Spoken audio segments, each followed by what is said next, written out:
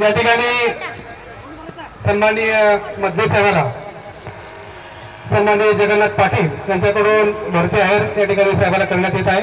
त्याचप्रमाणे या नगरीचे माजी चेअरमन सन्माननीय विठ्ठलरावजी डोंगरे यांच्या वतीने सुद्धा साहेबांना या ठिकाणी भरती पेहराव करून या ठिकाणी त्यांचा सन्मान करण्यात येत आहे।